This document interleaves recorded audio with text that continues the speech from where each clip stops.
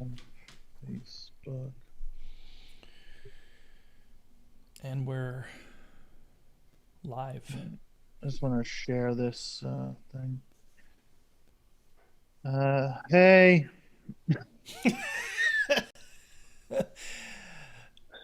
you're watching Does It Get Better? I'm your host. I'm one of your hosts, I'm Neil Rubenstein, I'm Rich Gaccioni, and co-host. I this is a mental health podcast about the mental health. Today's episode we're gonna dis is the topic is stress. Stress. Can you And tell? I can tell.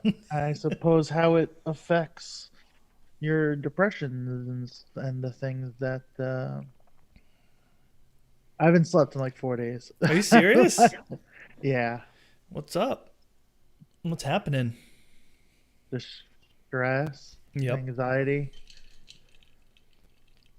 It's the this is gonna be like a anti-government rant. The the government's ability to charge you for being poor Mm-hmm. is brutal. Like if you're just barely making it, they try to cripple you. They want Yeah. they want you out on the street. Yep. So the threshold for health insurance, for government aid on health insurance, Mm-hmm.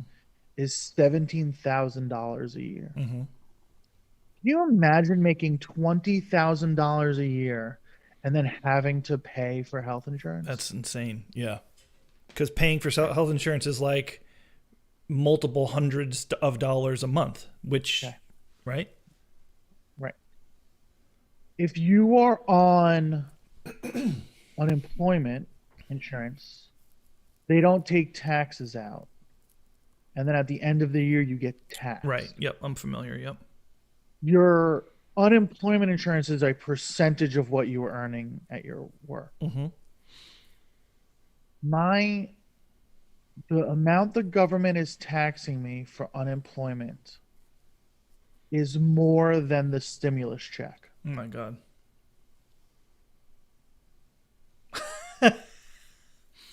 If you default on credit cards, some credit card companies just send it to collections and then you can like pay it down Right. off of like a lower amount.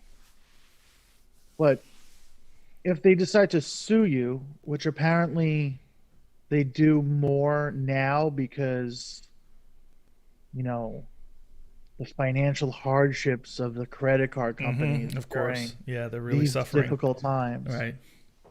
you know, charging you 20% interest when the bank only gives you 1% interest. Right. That seems fair. Um, Seems like a just process. So if they decide to sue you, you need to hire a lawyer because it's a civil, or you can represent yourself and just lose. Right. And then when you lose, you have to also pay their lawyer fees Right. Yep. because you have to.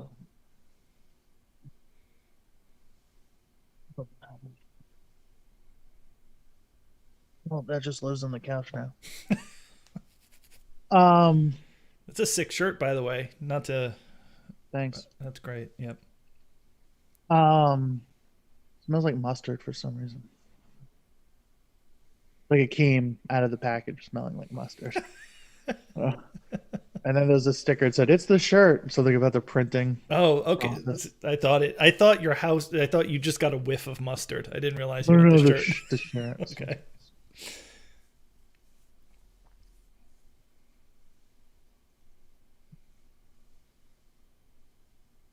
Oh man, I can't find this fucking thing.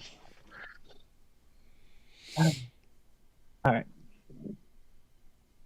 So yeah, what are we talking about? Just fucking fuck the government. Yeah. Pay the I just law. don't understand. Like, how do they expect you to survive? Yeah, I know. Where Like did it? like an overdraft fee feels like it's criminal. Mm-hmm. Like just you have the technology to just refuse.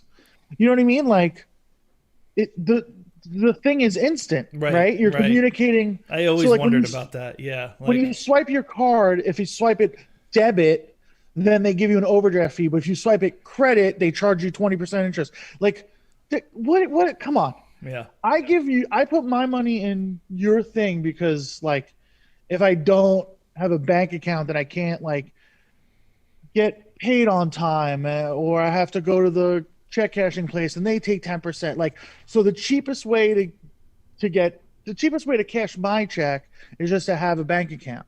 So I have to give the bank my money. They give me 1%. They spend my money on, they buy stocks, probably GameStop, you know, they buy stocks with my with my cash.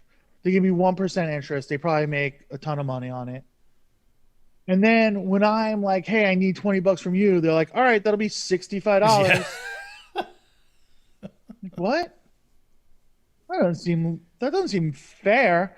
And then I love the argument, life's not fair. Hmm. You know, life's not fair when like I fall down the stairs and I break my leg, but you fall down the stairs and you just twist your ankle. Right. Yep. That's life's not fair. Yep. Life's not fair shouldn't apply to whether or not I can afford to live. Right. Like life's not fair is you got cancer and I didn't, you know, sorry, I wish, there was something I could do. That's life's not fair. Life's not fair isn't, oh, well, if you get born to really wealthy parents, eventually be the CEO. But if you were born to poor parents, you just have to always be poor. That's not, no. Why can't we have the same opportunities? Yeah. Why can't if I work 40 hours a week, why can't I afford rent? Mm-hmm.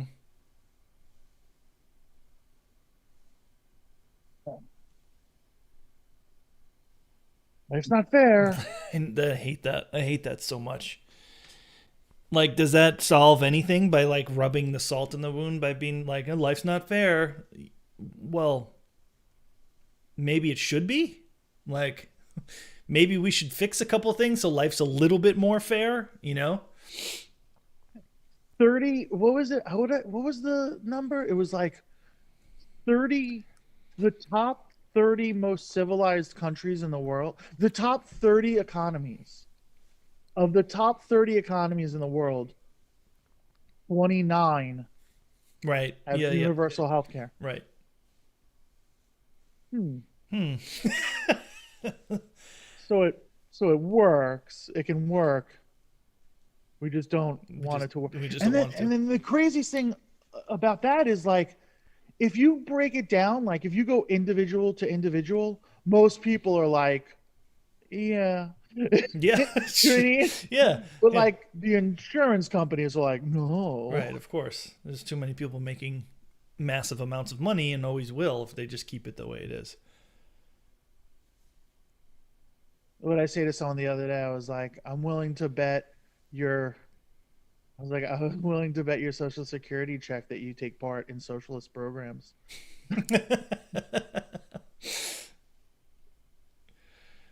I'm willing to bet the police department that you take part in socialist programs. Like, hey, wait a minute. I'm willing to bet your public school. Like, what's that about? Public schools are fine, but not after age 18. Right. Like, you can't go to school for free because Harvard. Because we just had you go to school for free, so now we have to make money to pay us back from going to school for free. You're in debt. You go to a school. You're in debt $100,000 to some loan company, to some loan sharks, Ugh, I know. and then the job if you can get a job, the job wants to pay you $35,000. Yeah. Yeah. So you're just in debt to your education for the rest of your life. I'm still paying. Well, not currently because they paused student loan repayment, but Oh, how kind. Yeah. Yeah, like they're like the emails I get every like 3 months when the government like does another like rollover of no payments. They're like, and we're going to pause interest to 0% while the government, or while we figure out the future of our student loan payments. Like, oh gee, thanks. Like that was even like a thought. Like they might just keep charging interest, but you don't have to make payments. Like, oh gee, thank you. Thanks for giving me that little nugget.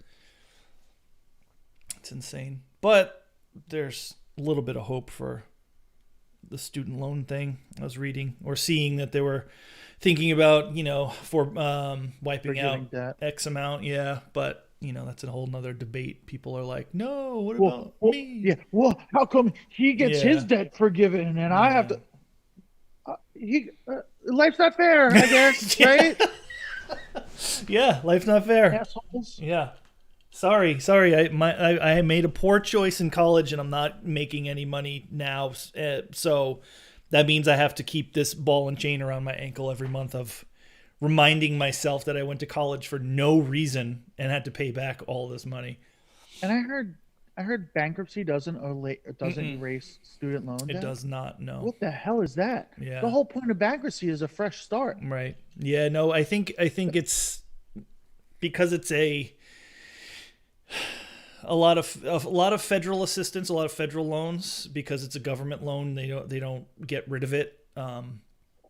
Yeah, I went through a bankruptcy probably about 11, 12 years ago. It's kind of a big secret that I don't really share too much. But when I moved, No, go ahead. I'm sorry. yeah, no, it's okay. When I moved to California the first time in like 2007, um, I was trying to keep up and I couldn't find a job that paid enough. I just couldn't. And that was when gas prices were like 3.49, almost $4 a gallon, and I was living in California where it's probably the highest, and I was driving like a gigantic Grand Marquis, like Crown Victoria, so like I was getting like 7 miles per gallon, and I couldn't find a job, and I was just like, at one point I just panicked, and I was like, I have no money saved anymore. It was like one of those decisions where like, I'm gonna make it work. I'm gonna move. I don't know if you remember when I moved the first time, and yeah, and I just couldn't make it work, so I had to go through that whole process, and yeah, I recovered. It's been over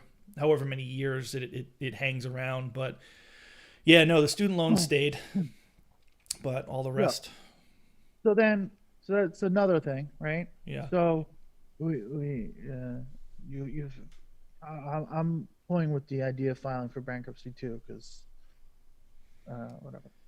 Everyone I talk to is like, oh yeah, I did that. It's a secret. I did that, but I yeah, didn't tell you. yeah, So everybody has to do that. yeah, yeah. At this point, yeah, people our age, Everybody has two jobs. Everybody files for bank, and it's like, and we pretend like being poor is like this like hard. No, no, no. Everyone's dude. Stop being ashamed of it. yeah. Talk about it.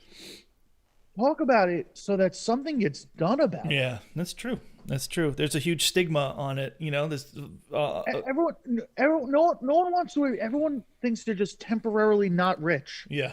Like, like, like their trajectory of saving $12 a week is going to make them Yeah. a millionaire in the future. Mm-hmm. No, you're going to slip on a patch of ice and you're going to be back to Yep. where you started. Yep. Don't pretend like you're not two bad decisions away from poverty. Right. Everyone's got to start talking about it so that we stop arguing over whether the cops should have a tank, and we start talking about why this has got to be the biggest issue with mental health. Mm-hmm. It's got like I can't imagine a more stressful thing than fearing homelessness. What what's what are people worried about? Like what is a bigger stress than that? Yeah. Than just being totally broke. Like because it just once you get started on that slope, it's like then you lose your job. Then you're not hireable. Like, what? A lot of dental things are considered cosmetic. Yeah. Yep. If a guy with no front teeth tries to get a job, shows up on the bus and Mm-hmm. tries to get a job, are you hiring him or are you going to hire the kid with teeth? Right. Yeah. Don't tell me it's cosmetic. That's a that's a that's a necessity for life. Dental. Oh, but we could squeeze you guys God, for dental, another couple of bucks. such a rip off. All Well, right, that one. this shouldn't be the what this is about. But no, you're right. You're right though. It is a source of stress. I mean, it's probably one of the majority of causes of stress for everybody. Financial, worrying about where the next dollar is going to come from, worrying about when unemployment's going to run out, and you're going to have to like figure it out. Oh, life's not fair. Well, we helped you as enough as we can, so now you got to.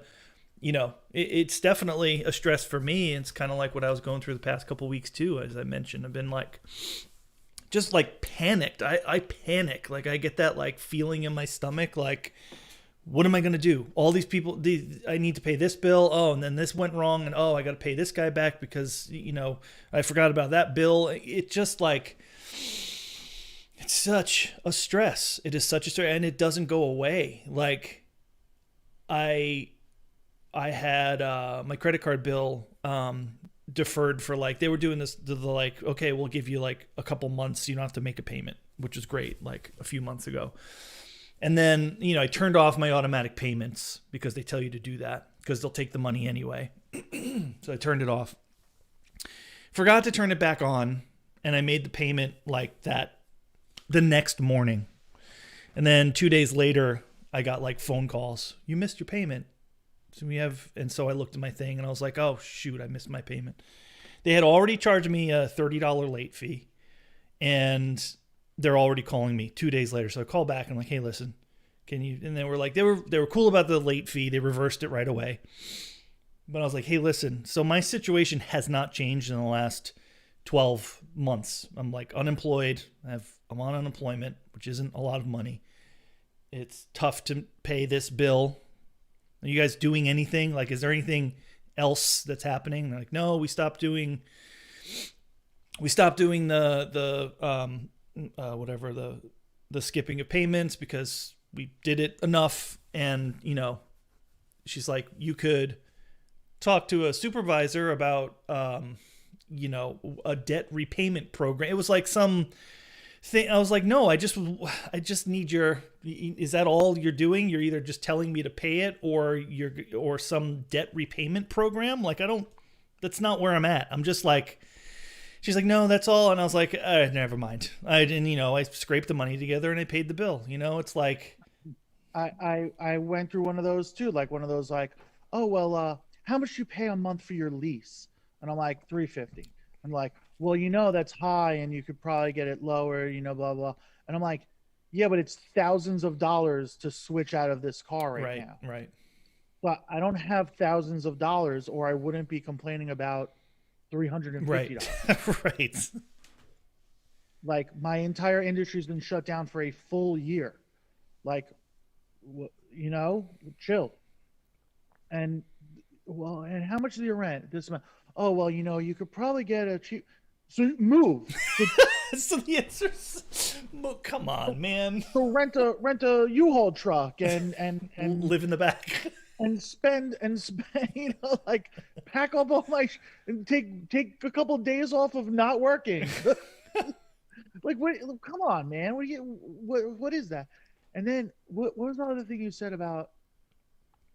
Said something else that like triggered me. Paying back the debt relief thing, which is such nonsense. I forget. There's another thing. I was whatever. Yeah. Being poor. No, yeah, being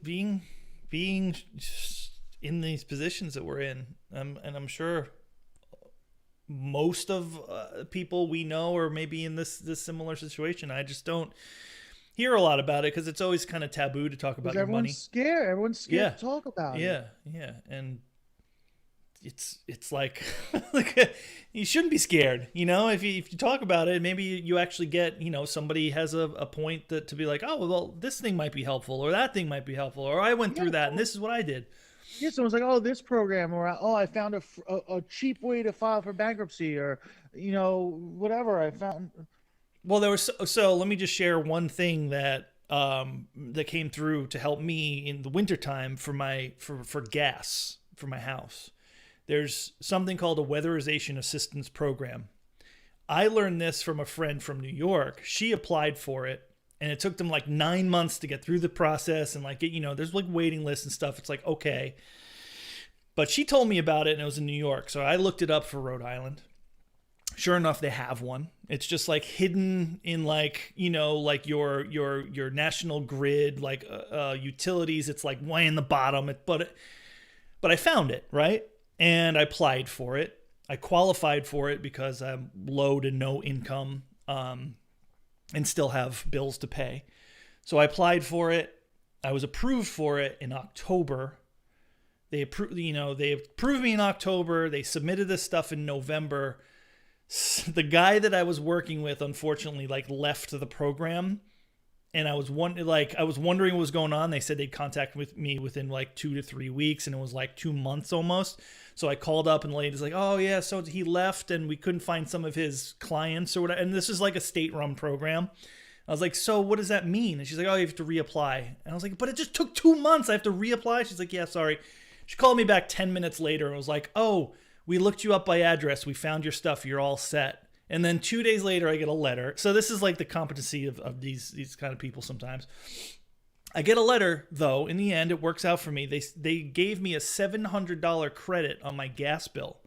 So I don't have to pay any money for gas until that $700 runs out. So I looked at my National Grid bill, and it's like negative $600 right now. So it's basically every month that amount goes back to zero. And I have gas heat, and it's wintertime. So that's something maybe if somebody's listening and needs help in that. I mean, there's no harm in applying for it and looking for it, because that took one stress away from me, right? It's like the gas bill in the wintertime. It's like sickening. You get your gas bill, it's $150, $200 because you want to keep warm. They have a lot of programs that run through your house. Like, do you have an old humidifier? Do you have an old dehumidifier? Do you have an old washer dryer? And they give you appliances if you have old appliances. They'll give you like in window air conditioners. They'll replace those. Anything that's like not efficient and maybe outdated, they actually give you them if you apply for this program. Unfortunately, I couldn't take advantage of any of those things because I had updated appliances, a refrigerator even. They'll give you a new refrigerator. But that's something that took a little bit of a stress away for the wintertime. Now I can have the heat on and not feel like every time, like the whole like mom or dad, like, don't touch the thermostat. You know what I mean? Like leaving it at like 62 degrees in the wintertime. Yeah. And like, just put another shirt on or put a sweatshirt on. So if anybody needs help in that aspect, I highly suggest looking up your Weatherization Assistance program or your heating and efficiency appliance program. It's HEAP. I think every state probably has one. It's just run by your local like municipal area. So that was a good one. That's a little tip I have for people. Maybe would help in a little bit of a stress reliever on that aspect. Oh, I was gonna say the insurance thing. Mm-hmm. Like health Insane. insurance.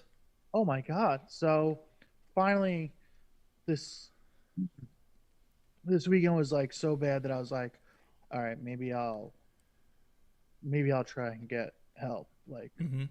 tell a therapist or something. Can't can't find uh so this is what happens with my insurance. I remember over the summer I called a doctor. I asked over the phone, "Do you take my insurance?" Mm-hmm. He said yes. So I made an appointment. It was 3 weeks to get the appointment because it was like COVID times or Right, whatever. right, right. wait 3 weeks, get my appointment, go to my appointment. They don't take my insurance. Come on. So then I call the insurance company. You're on hold for an hour, get the wrong person. I called the wrong number. My mistake. I got to call again. Finally get someone. And I'm like, I need, and oh, this is for my leg. I need an orthopedist. So the doctor's Dr. Dengenis in Deer Park. So I called Dr. Dengenis in Deer Park. This is on my insurance people told me to call this guy. Right. We don't take your insurance. Wait, why? You were on my thing. They just told me to call you. Well, I'm not lying to you. Why would I don't call. Okay. Okay. Thank you. Call my insurance people back. They give me another number. That person doesn't take my insurance either. So I call back. I'm like, can you give me like 15 numbers? Because I'm just going to spend all day trying to find someone who takes my insurance. Yeah. Third or fourth person I called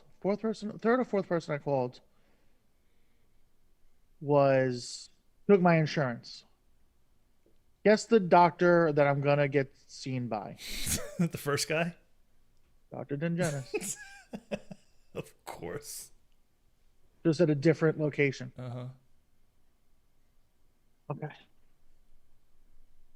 Then my prescription, I get a prescription for something. It has refills on it. I call CVS. They say you need a doctor. Oh, yeah. Yep. They have to approve it or whatever. You want us to call? Yes. Thank you. Hit the button. Okay, we'll do. I don't hear from anybody. I call. No, the doctor hasn't called back yet. It's like a week and a half. So I call, then there's the runaround with the whole thing that, finally it gets taken care of. It was like, whatever, a week had gone by and like it's just, and it's like, if you're a recovering, I feel like if you're a recovering drug addict, it's easier. Like I should just say like, oh yeah, I'm trying to kick heroin so I can get like a psychiatrist. Yeah. You know what I mean? Like get help quicker. Yeah, I feel like that's the case. Yeah. I don't know.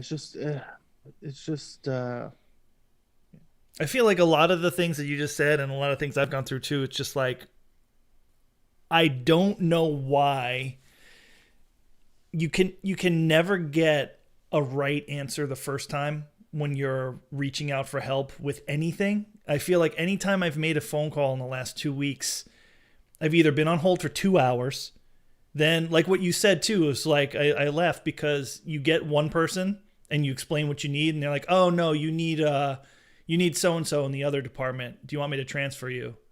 Well, sure, I guess so. And then they transfer you, you're on hold for another 15 minutes and you get the person. Or you get the right person, you tell them what you need, and like what you're saying with the doctor. They're like, oh, okay, yeah, this is all you need. Okay, you sure that's all I need? Yeah, that's all you need. And then you make a phone call, and that's not what you needed at all. That's not what I needed at all, yeah. And then you're like back to square one. You call back, and and the stress that causes because I'm going through. I need to register my car, and because I'm at the end of my lease, and I'm going to buy the car. So I had to sort through like getting financing, and that was it was like fingers were crossed on that because I'm not like, I have a job. I work at the bar once every 2 weeks, one day every 2 weeks, but I have a job. So I was able to say I have a job and I make like, poverty level income and I'm on unemployment. So I had like 2 sources of income. So, I get an awful rate, but I can buy the car. Right. But now I have to register it, and come to find out, dude, have you registered a car yourself in the have you done this? Because I need like a stack of papers like this big because I'm registering a leased car and I need like a certified letter. I need a title photocopy. I need the original bill of sale. I need 2 So copies of the registrations for the last they 4 years. they don't do, the dealership won't do that for you? No, no, because I'm buying the car, and I But you're don't. buying it from them. Yeah, I know. This is what they told me I had to do, and then I realized that I went to like, because I had like, do you know what excise tax is? Does New York do excise tax? I don't know anything about that. Excise tax is basically, if you own something, they tax it in Rhode Island. If you own a thing, they tax it. It's called excise tax. If you buy a car, you pay sales tax on it, you pay whatever tax on it, and then they assign a percentage of the value of your car every year, and you pay a tax on the value of your car. So I had my old Mazda, and I just went because I had an issue with the excise tax, and I thought I had paid it off. I go look on the website that you can pay. Sure enough, I had $300 still just hanging there that I had no idea. It's been like 3 years since I've owned that car. Still owed $300 in excise tax on it. And now, luckily, if I didn't catch that, I would have gone to the DMV, and they would have, the first thing they check is to see if you have any tax holds on. And they wouldn't have let me register the car. So luckily, I was able to take care of that. But now I have this stack of papers, like stressing out, like bill of sale, proof of insurance, a registered power of attorney, a bank statement, a utility statement, all to prove like where I live and how long. It's just like that is causing me like the biggest stress right now, because I'm so afraid. Even though there's a checklist, they give you this checklist right on the website, like make sure you have all these things. I have it all checked off. I have it, folded in the paper. But I'm like, I'm going to get to the DMV, and they're going to like, I'm either going to have the wrong thing or like one wrong piece of info, and I'm going to get sent home and have to like find it. And I'm going to have to do this. And the DMV only takes appointments. So I wanted to do this last week. I couldn't even find it. They were booked like every single day at these 3 different DMV locations in Rhode Island. They were booked. One was booked for the entire month of February, not a single opening. Then I found another one in a little bit like 20 minutes north of me that had one opening on Thursday this week for the month, the entire month of February. And luckily I snagged it for 8 o'clock in the morning. But like, come on. Like, does that not sound stressful? Because that's so stressful to me. It's like car stuff. Ugh. DMV. And I know I'm going to be like in line outside for like probably like an hour, even though I have an 8:30 appointment. I doubt like an appointment means you get seen at 8:30. It probably just means you get to line up at 8:30. Yeah, you just get to enter. Yeah. So I don't know. That's been one thing. And then just like this whole, like, I've been trying to like not stress about it, but it's just like, it's just like that catastrophic thinking that we both have talked about before. And it's like, I'm setting up for like failure for this whole thing. Like, I'm going to get there and somebody's going to tell you, oh, you have the wrong form, or, oh, you checked off the wrong box. You need a copy with the right thing. You know what I mean? Like, Yeah, I know exactly. Dude, I got so I have to renew my license. First of all, my leg's broken. I can't stand. Right. And I have to renew my license. So I got an appointment, the latest I could get, the furthest out without, and I guess now with COVID, they're being lenient on like the licenses stuff. So I got as late as I could, and they give you a checklist of like the stuff that you need to bring. Yep. I have to do the same thing. Yeah. It's like this or these 2 things. Mm-hmm. I'm bringing everything. That's me too. I'm just bringing everything. I'm going to show up with like 9,000 things. Yep. And I know that when I get there, they're just going to be like, oh, just give us your license. You know what I mean? Right. That's what I keep telling myself too. Yeah. I don't know. Here's my W-2. Here's my tax forms from the past 3 years. Here's my social security card. Here's my passport. Like, fucking take it. Take it. Right. Look at it. Yeah. Don't just. That's what I've been telling myself, or like calming myself down, hoping Like if you put it out there, like you might get like you get the person at the desk that's just like not in a bad mood and just like wants to help. Because I've went through a lot of stuff with registering my business and getting a lot of licenses and like forms and stuff with the state of Rhode Island for the bakery stuff.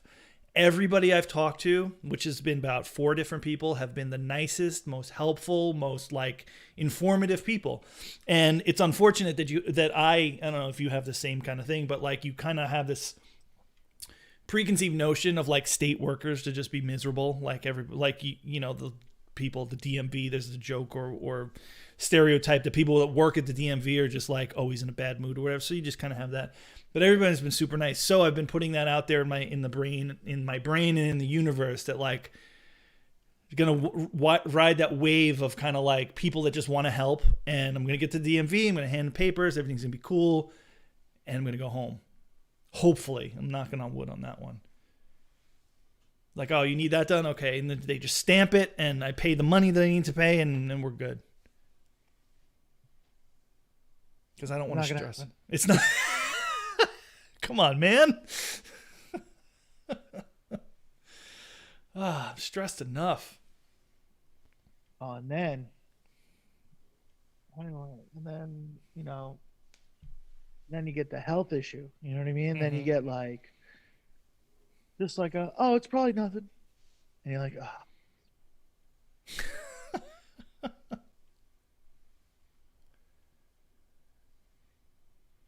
Yeah, so I haven't slept in like 4 days. I'll tell you something. You'll feel better if you sleep. Just a little bit. Yeah, how do you do that? I used to joke like, you know, you try to get like psyched up for stuff. You know what I mean? You're like, yeah, I'm gonna work out.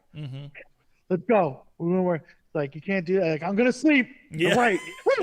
Let's go. Get in bed. All right. Like it's okay. Cool. We're in bed. And sleep. You can't do it. You can't. You can't. Yeah, no, it's not how it works. Yeah, I mean, unfortunately, the only way I've been able to sleep is with a prescription that I got that is a very mild, like, I don't call it sedative, but it like definitely just like mellow. It puts me in the mood to sleep. It doesn't like knock me out, which is great because I had something like that and it was just like, ugh, I woke up every morning just like feeling like I got hit by a bus because it was such a like, and I don't like that. I mean, I don't want to rely on that kind of stuff, but. And so I told my psychiatrist, I was like, hey, that stuff's just a little too strong. And I was also, I mean, I'm still in the rhythm of like settling down at the end of the night and like trying to like, okay, I worried all day about the car thing. Let's just fucking not worry about the car thing for the last hour of being awake, for the last hour of being trapped in my house, for the last 48 hours, like doing nothing but like pacing back and forth to the kitchen, you know? So I've been still try to like make like nighttime like a tea or like a dessert drink, like some sort of like sweet thing, and just sit down and watch TV, wind down, hang out with George because he's usually passed out by then. I'm just like, and then when I'm ready to get to bed, like when I'm starting to fall asleep on the couch, I'll like transport myself into the bedroom, but. I have a bad habit of having the TV on when I sleep. Like I know that's not a good thing, but it's like one of those comfort things. Like I need that like background noise kind of puts me to sleep. But lately it's been keeping me awake, and I can't seem to break that habit of just going into the bedroom and turning the TV off and going to bed. That's a tough one. I think you need something to help you sleep. I don't really do that. That's not NyQuil because that's not good.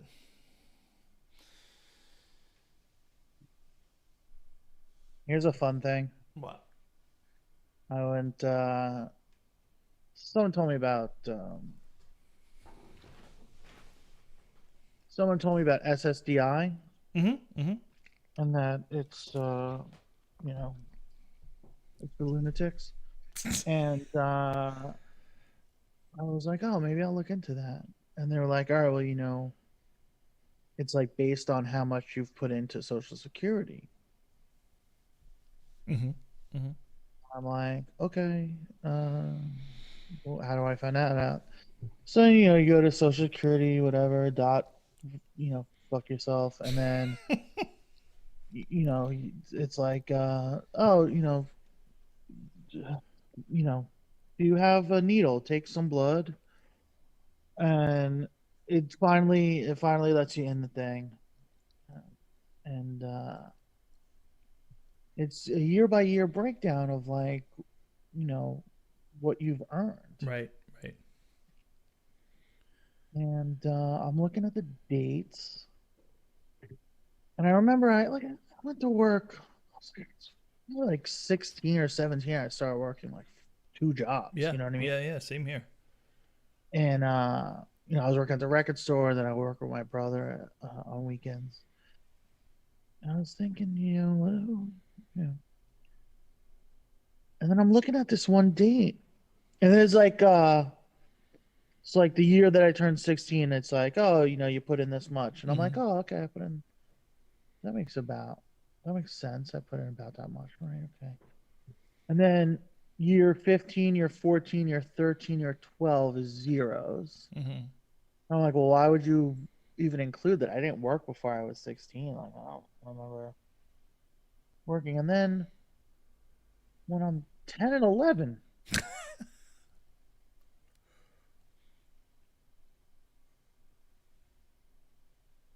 who It said you earned money when you were 10 and 11 years old. who was using my social security number when I was 10 and 11? Well, your parents might have like had some sort of like a bank account for you, maybe, or like CDs or something like that. Maybe and Okay. that I know that earns money. So and then when you, of course, if you earn money, they take money from it. So maybe that could be a possibility. Maybe. Or do you think my criminal father was up to something shady? Or that. That's true. Probably. Was that the year when you learned how to run numbers, or he was having you run betting slips? No, it was like 14 or Oh, 13. okay, That was like 14. okay. It was ninth. That was ninth grade. So whatever that 14, I guess, right? Right. High school's like 14 to 18. Yeah, yeah. Depend on your birthday. It was like or 17, 18. Well, I got kicked out on my 18th birthday, so You graduated on your 18th birthday? Is that what I you got said? kicked out. Oh, you got kicked. You got kicked out on your 18th birthday. Kicked out on my 18th birthday. They let me graduate. Um, I wasn't allowed to walk with everybody. Not that I would have fucking give a shit, but Right. I wasn't allowed back to school. But they let me graduate because I was like close enough. So there Mm-hmm. was like one or two credits. So my whole like I never went to class, and then I would get like I'd have to go to summer school, Uh huh. and it was just so much better to just bang out a year's worth of stuff And like, yeah, yeah, 6 weeks. Like I don't know, like why is not everyone doing? You know what I mean? Like if that's the option, like I could just, you know what I mean? yeah. Wait, I can go to school for 2 months and get the same education as I do in 6? Okay, sure. Yeah, like it just didn't make sense to me. Like No, you that's guys are yeah. going to school for you guys are going to school for 40 weeks. I'm going to school for 6 weeks. Like, Like oh, but it's summer. You don't want to miss out on summer. Like what? You guys missed out on spring, fall, winter. Like, you guys missed out on everything. yeah. Like, so I never went to class, and then every year I would just go to summer school and whatever, and I'd be in the next whatever. The stuff that I didn't have to. So like I remember in eighth grade I was in like 10th grade math, and then when I graduated I was still in 10th grade math. It didn't matter. Like it didn't. I didn't need that to graduate, Right. so it Yeah. didn't matter. Um, but I remember like yeah. So I just whatever. I would just bail on everything and then just do summer school. And so I was close enough that when I got kicked out in March of my senior year, um, they were like, "Well, you just need to make up like these two classes." And so they had a tutor meet me at the library for like 2 hours Huh. a day, like 2 days a week. And I was like, if these are options, why are we doing that? You know what I mean? Like what? Like you have to do it this way. You have to do it this way. I can't do it that way. Oh well, we have all these other options. Yeah, just do this minimal option and you'll be fine. Like, okay. Like Did you have to take the Regents exam? Do you remember that? Did they? yeah, yeah. Yeah. God, what a fucking farce. And it's the same thing with like with these like corporations, like people's jobs, man. It's like you have to come in at 7:30. Oh You yeah. have to work through lunch. You only get two 50-minute breaks. You know, we incline the toilet seat so you're uncomfortable so you don't waste time in the bathroom. And then it's like, oh, it's pandemic, and it's like, oh, everyone has to work from home. And then they're like, oh, the corporation's like, oh, you're using your internet and your office supplies, and we just pay you the same amount, and we don't have to be responsible for it. Oh, Okay. yeah, work from home. Yeah, it's a good plan. Work from home. Fucking idiots. You have to do it this way. Man. Yeah. Just everyone's just so short-sighted. Just like, all right, man, maybe I know I've been wrong. You know what I mean? Yeah. I know I've Yeah. been wrong. So maybe like I could be wrong about this. Like, let me hear some other things. See, times change too. Like we're in the year Yeah, like 2021. Like it's not the 50s anymore. yeah, that too. And then also, like, I love these people, like these people who are like so like I'm never. It's like, oh, I said what I said. It's like, yo, you don't want to grow at all. Yeah. Like, growth is pretty cool, man. Like, just like being nicer to people and cooler to people. Like, like, oh, I've been hurting your feelings this whole time. Like, I cannot do that anymore. That's not a big deal, Yeah. man. Yeah. I don't want to bum you out. Like, Yeah. and dude, I know everyone's gonna lose their mind when I say this, but the idea that every cop is the best guy in the world, like so a hero. Yeah.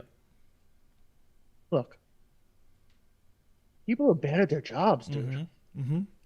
The insurance guy, there's bad people. There's people who don't know how to do their job. There's people who don't know how to do their job at the grocery store. That's the one I use. I'm like, you ever go and you're like dealing with the cashier and the cashier doesn't know what she's doing? Yeah. You don't think that same percentage, or like the receptionist at the doctor's office that pisses you off? You don't think that same percentage of people can be bad at their job as cops? Mm-hmm. Yeah, some people are bad at their jobs, dude. It's okay to admit that. Yeah. You're not a bad person or some kind of Antifa if you say that some cops are bad at their jobs. Some cops need more training, just like some MMA fighters need more training, just like some podcasters Yeah. should get trained. You know what I mean? Yeah. Like, it's okay. There's a comparison that I've seen. I'm sure you've seen it as well because you're on the internet. And it's just like if a lawyer has to go to school for 6 to 8 years to learn the law and a cop only needs to go to the academy for 6 months, of course there's going to be a discrepancy in how good a cop's perception of their job is versus somebody else's, you know? Like that, they're obviously not learning all the things they should learn. And then there's some of them that don't even fucking like people that don't pay attention in school. Like what's the difference? Some dude who just wants to be a cop. Oh, I'm gonna be a fucking cop, dude. I'm gonna fucking be this noble and valiant dude. But all they care about is being a noble and valiant dude and don't take they don't take it seriously. And then, like you said, they're bad at their job. It's just and like it's just a craziness that like you can't admit it. Like you can't. No. Blue. Oh my god, dude! Like I'm not saying they all suck. Some people are bad at their jobs. Some firemen are bad at their jobs. I'm sure some Marines are bad at their jobs. Some lawyers, some judges, some senators, Everybody, everyone. There's no matter some what job there bartenders, is. some guy at McDonald's. Some people are bad at their jobs. They don't want to be there. They're having a bad day. Their wife just left them. Their husband just left them. They forgot some of the training because they last were trained when they were 18 and Yeah, they're right. 37. Can you imagine? Jeez. Their eyesight's starting to go. Their knee hurts Oh, today. speaking of that, you know what I'm stressed about? About this fucking. I got to get my license renewed. Oh, the eye The test. eye test, and my eyes have been fucked up for the last year, and I'm so nervous that I'm gonna fail the eye test. This is Can I give you another the thing. can I give you the can I give you the trick? Yes, give me the trick. Okay. So you go up to the counter Mm-hmm. and then they say step back and read the thing. Mm-hmm. When you're up at the counter, You look and then you remember. memorize mnemonic devices. Uh-huh. So you make like little, every good boy deserves fudge. I love the Mets. New York is the greatest place to live. Okay. And then she goes, read line 4. And you're like, I didn't get that far. How do you say backwards E? How do I remember a backwards E? Oh, God, yeah, dude, my eyes have been like, I've been like old man squinting in the morning. Like when when I need to read anything, I do I rub Yeah. my eyes and I look at it up close and I can't see. Like And this. oh, Like this. man. Yeah. Yo, they sent me for my eye exam and they were like, read the top line. And I was like, it's usually E, right? Top one. Usually E. They said, the doctor was like, you didn't drive here, did you?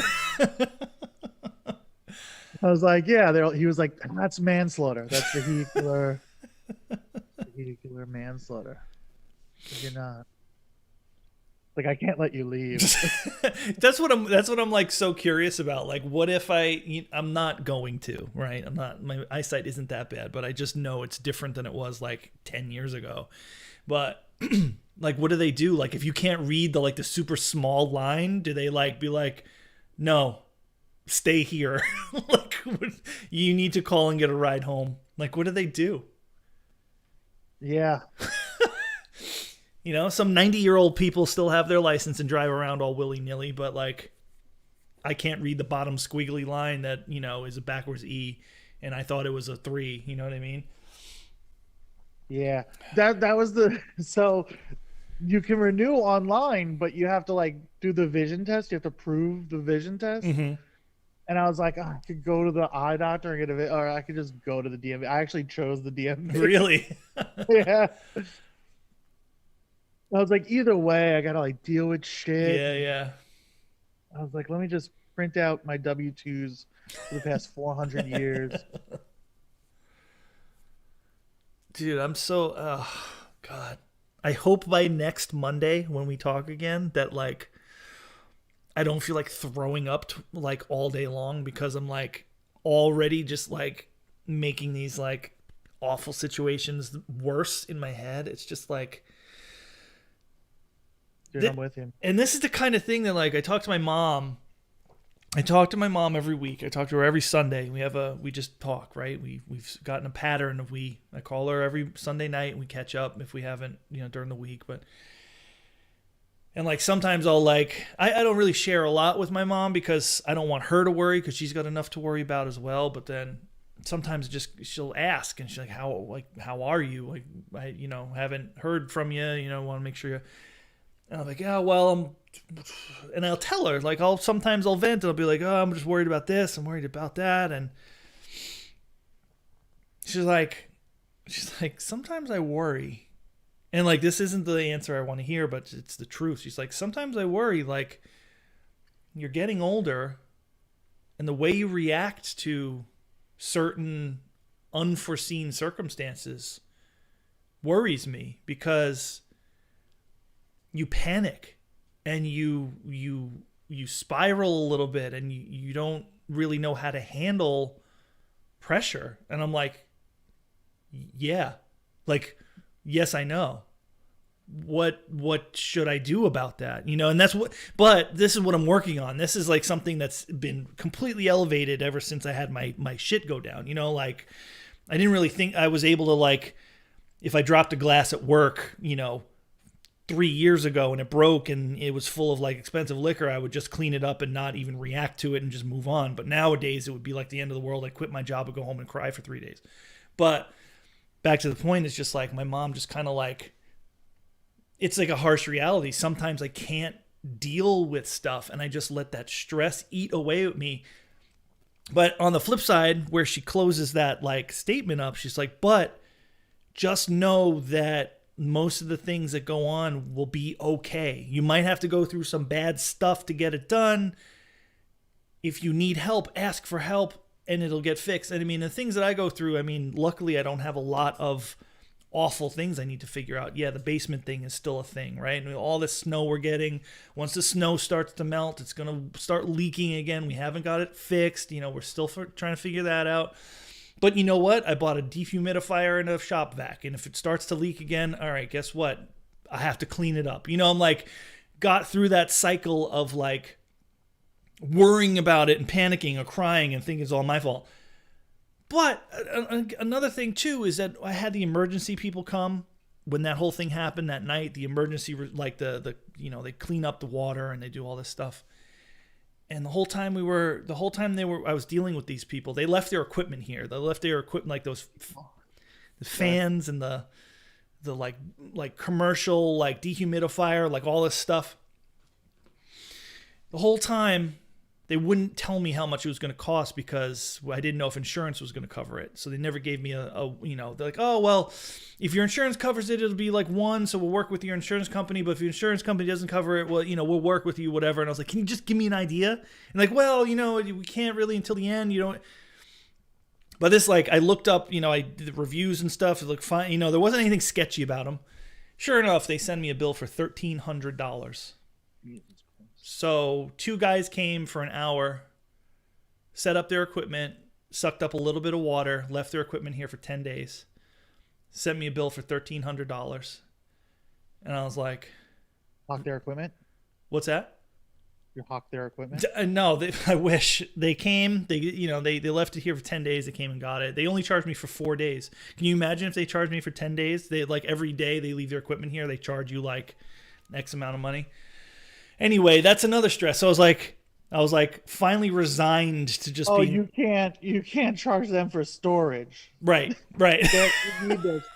I didn't know that you needed their stuff. Got it. Okay. Right.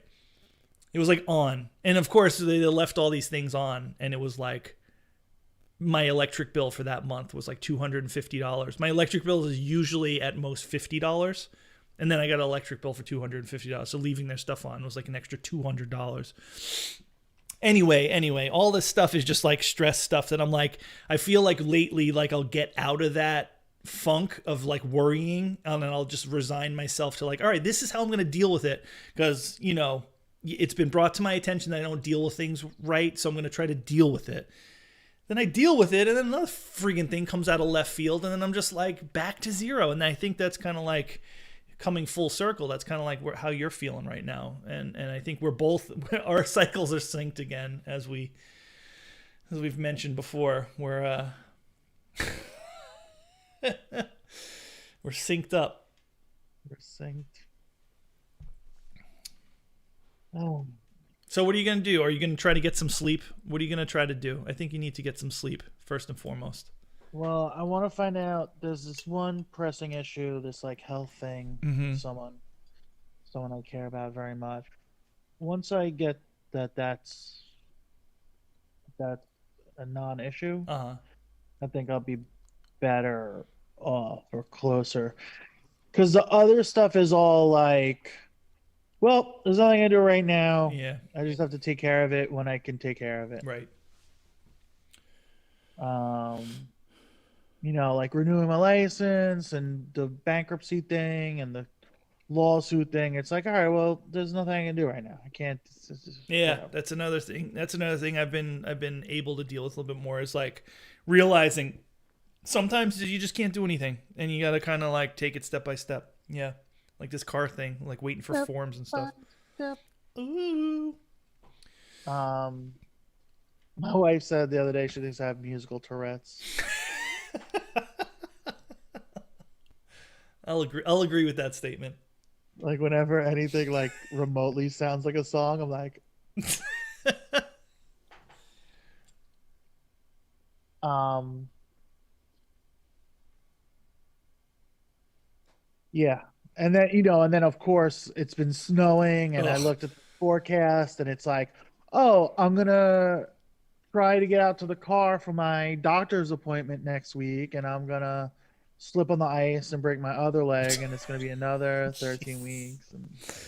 No, don't do And then the that. bankruptcy thing, I'm like, oh man, I'm gonna file now and then I'm gonna get a bill to the hospital because my insurance doesn't cover me anymore Mm. because unemployment paid me $150 more than the threshold to keep Right, right, right, my. right. Yeah.